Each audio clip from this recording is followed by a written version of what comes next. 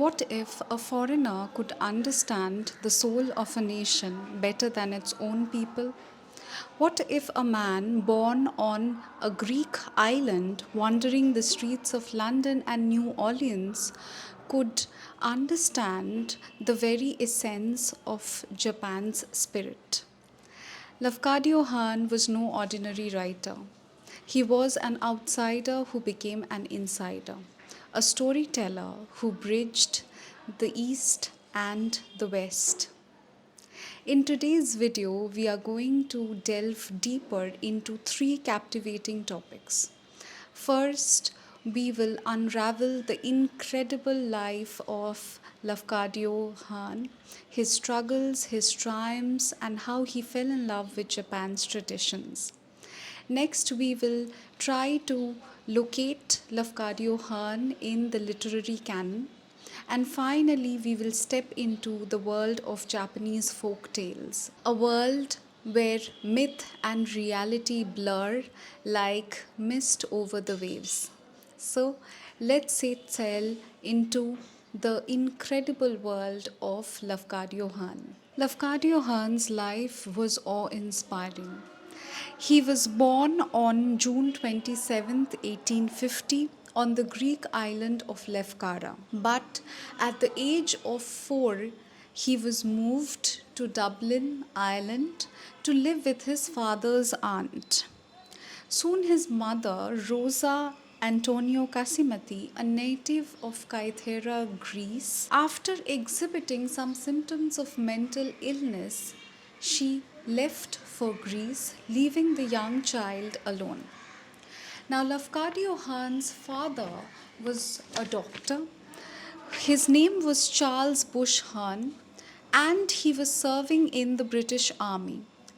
As a result, he was often absent. The absence of his parents did leave a mark on Lafcadio Hearn. His childhood was fragmented.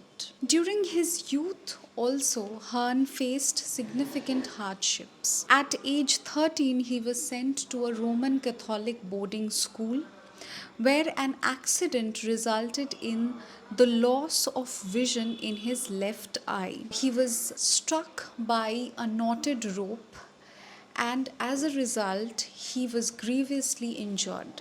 By 1869, at the age of 19, he roamed the streets of London penniless.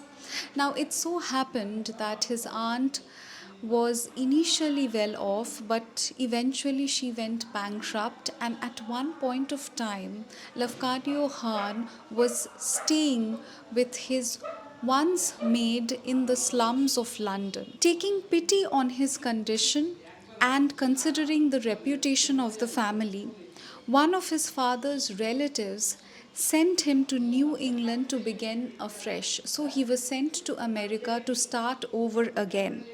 When he arrived at Cincinnati, Ohio in 1869, Hearn faced the harsh reality of fending for himself with minimal support.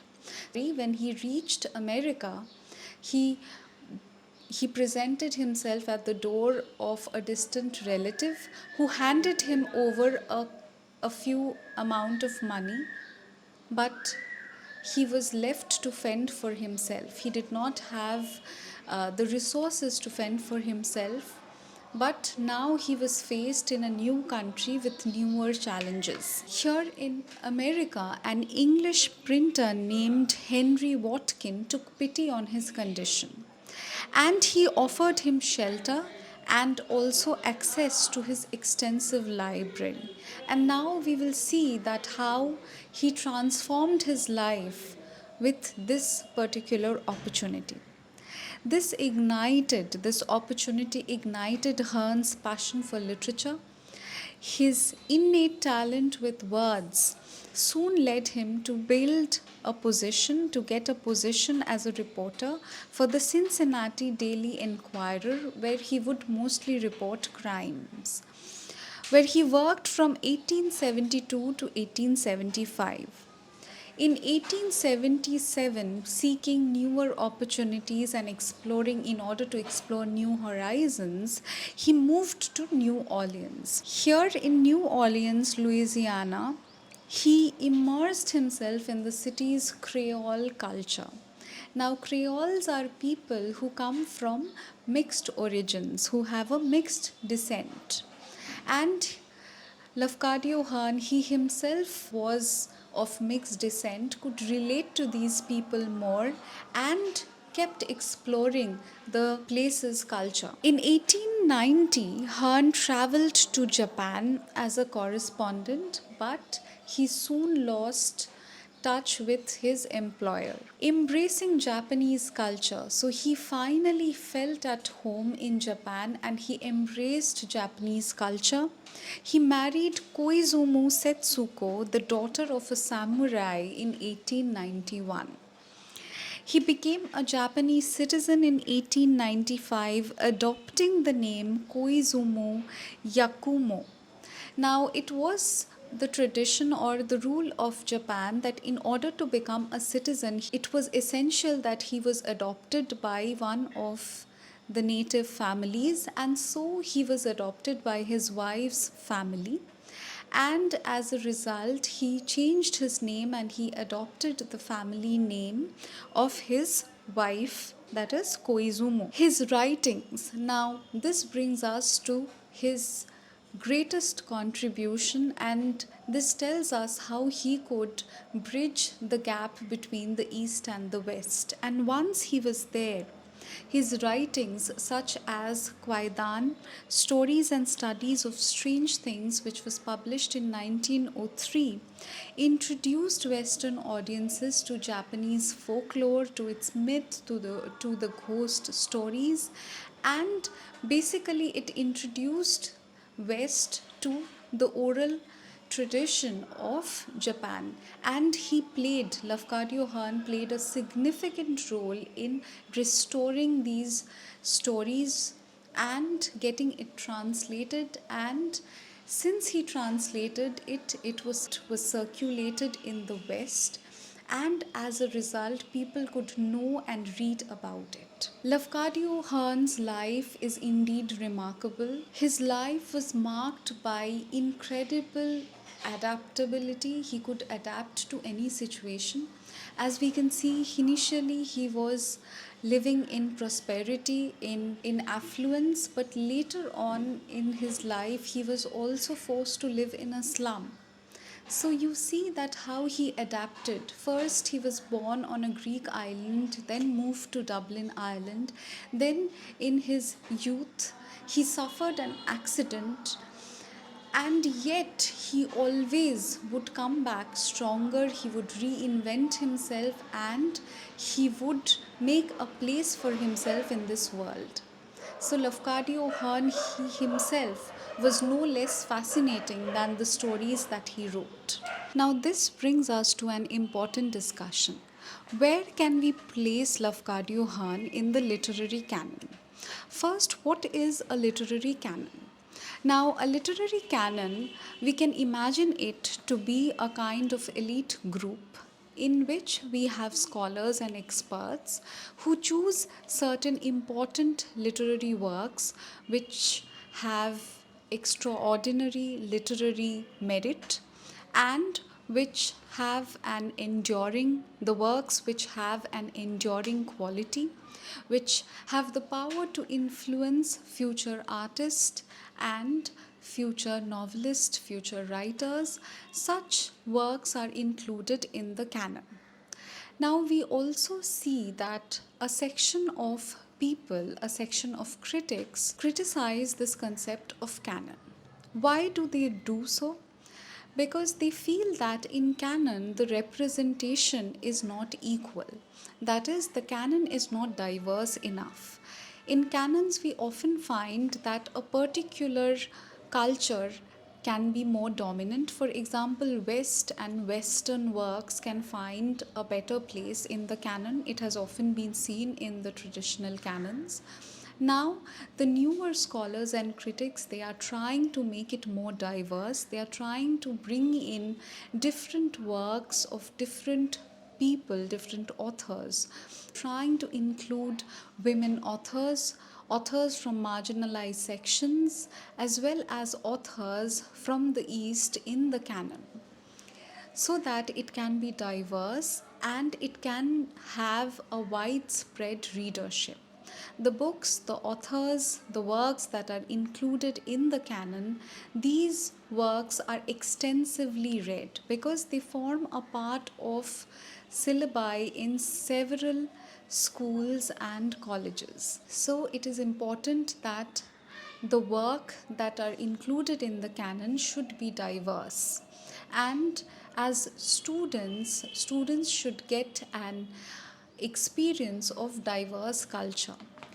So there has been a renewed interest in the works of Lafcadio Hearn, who was earlier not given a place in the canon because he was mostly looked at as a translator, he was looked at as a journalist, as a reporter, and certain literary merit was not given to his work. But now we find that the newer scholars are rereading and reanalyzing his work because his work is important as it restores important oral traditions in Japanese culture, and it also bridges the East and the West.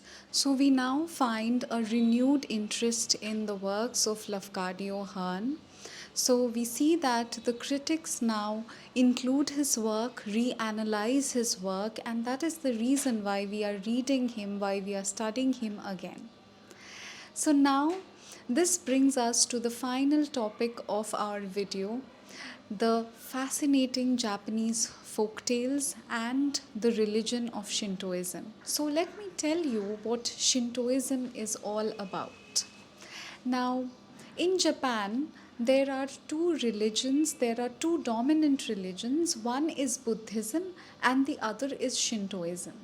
Now, what is Shintoism or Shinto? Now, Shintoism aims at establishing a connection between humans, nature, and the spirits of our ancestors, the spirits of our past. So, you can understand how fascinating this is. In Shinto mythology, the sea plays a crucial role. Since Japan is an island country, we see that its mythology revolves around nature and obviously around sea. Now, there is a fascinating story related to the country's creation. The kami, or these are the deities or goddesses Izanagi and Izanami, are said to have created the Japanese islands by steering the sea with a jeweled spear. There are several kami or goddesses associated with the sea, such as Watatsumi. So now Watatsumi is a god, it is the dragon god of the sea, and this god is believed to control the tides and marine life. Sailors as well as fishermen whose livelihoods depend on the sea, they pray to the god so that they can be safe and so that they can get bountiful catches. Now, we find several equivalents of the sea god in different mythologies. For example, in Indian mythology, we find Varuna. In Greek mythology, we have seen Poseidon, who presides over the oceans, and we have also seen in Roman mythology, we have found Neptune to be the sea god. Now, sea has also spiritual significance. Sea is considered in Japanese tradition, in Shintoism, as a source of purification. Rituals involving seawater, known as misogi, are performed to cleanse the body and spirit of impurities. Is it not similar to the Indian traditions where we see thousands of people throng at the Ganges to dip themselves and to wash off their sins? So, we do find similarities, right? The sea is also known as a boundary between the living world and the afterlife. It is believed that the spirits of the deceased travel across the sea to the other world. So, the sea is also a place where people offer their worship. It is sacred because In Japanese tradition, it is believed that the deceased, the ones who have left us, their souls reach the other world through the passage of sea. The sea is also associated with disasters like tsunamis and typhoons, but these disasters are looked at with respect. These disasters are also considered to be part of nature, and they look at these events with a sense of respect and caution. Now, the sea in Japanese tradition is a multifaceted symbol of life. It is deeply woven into the fabric of Japanese life. So, sea is very important, and that is why perhaps we see Lafcadio Hearn, who was so influenced by Japanese traditions, its stories, its folk tales and myths. He comes to us and presents a story like a living God, where he speaks of the power of not only the people of Japan, but he speaks of the power of the sea and how nature is revered there and is feared at the same time. If you have found this exploration interesting, informative, then do not forget to like, share, and subscribe to my channel for more such entertaining, interesting insights on the topics of your syllabus. So keep watching, and thank you for watching today's video.